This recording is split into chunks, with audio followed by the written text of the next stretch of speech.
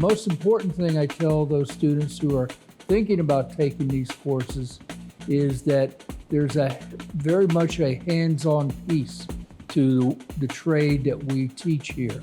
And so I like to say that they use their hands to teach their head how to do the work.